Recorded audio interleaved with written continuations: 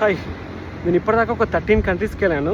Sri Lanka, Malaysia, European countries, America, అన్ని countries కంటే ఇండియాకి వచ్చినప్పుడు బీచ్కి వెళ్ళాలంటే నాకు భయం వేసేది.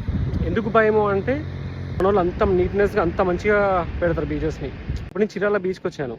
ఆ చిరాల బీచ్కి వచ్చి ఎంజాయ్ చేస్తున్నావా అంటే ఎంజాయ్ చేస్తున్నా. బీచ్ ఇస్ వెరీ గుడ్, చాలా బాగుంది. కానీ కింద చూస్తే మాత్రం అన్ని గాజు పెంకులు, బాటిల్స్, ప్లాస్టిక్ బాటిల్స్, ఇష్టమైన అన్ని ఎక్కడ పడితే అక్కడ పడేస్తారు.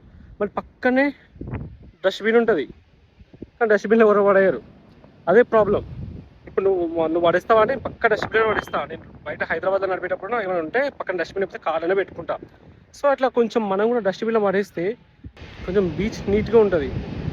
ఇది ఎందుకు చేస్తున్నారా ఇప్పుడు వీడియో, ఎంత అవసరమా అంటే అవసరం. ఇప్పుడు చీరాల బీచ్ అనేది ఎంత ఫేమస్ అవుతుందంటే, నేను ఇప్పుడు వచ్చాను, చాలా రిసార్ట్స్ ఇంకా కన్స్ట్రక్షన్ ఉన్నాయి, చాలామంది వచ్చేటా ఉన్నారు చీరాల బీచ్కి. అండ్ నా ప్రాబ్లం ఏంటంటే అంతమంది వస్తున్నారు, ఇంకా బీచ్ని ఇంకెంత పొల్యూట్ చేస్తారు అని. ఇప్పటికీ కొంచెం స్టార్ట్ అయిపోయింది. ఎక్కడ పడితే అక్కడ ప్లాస్టిక్ బాటిల్స్, ప్లాస్టిక్ ప్లేట్స్ ఎక్కడ పడితే అవి ఉన్నాయి. కానీ ఇంకొన్ని రోజులు అయితే అది ఇంకెంత దారుణంగా అవుతుంది. కానీ బేసిక్గా ఇప్పుడు ఇండియాలో చీరాల బీచ్ బాగుంటుంది అని వచ్చి చూస్తే ఇక్కడ అన్నీ ఇదే ప్రాబ్లం. దయచేసి పక్కన డస్ట్బిన్ ఉంటుంది, చీరాల బీచ్ వాళ్ళు డస్ట్బిన్ పెట్టారు, ఏమున్నా డస్ట్బిన్లోనే వేయండి ప్లీజ్. లేదంటే డస్ట్బిన్ కనిపిస్తే కార్లో పెట్టుకోండి. నియర్ బై మీ హోటల్ కాదు రిసార్ట్కి వెళ్తే ఆ హోటల్లో రిసార్ట్లో డస్ట్బిన్ ఉంటుంది, దాంట్లో పడేయండి. కొంచెం బీచ్కి నీట్గా ఉంచుదాం. కొంచెం నీట్గా ఉంటే కొంచెం మనసు కూడా నీట్గా ఉంటుంది ప్లీజ్. ఏదో ఊరుగా మాట్లాడుతూ అనిపిస్తుంది కానీ బాగుంటుంది బీచ్ నీట్గా పెట్టుకుంటే.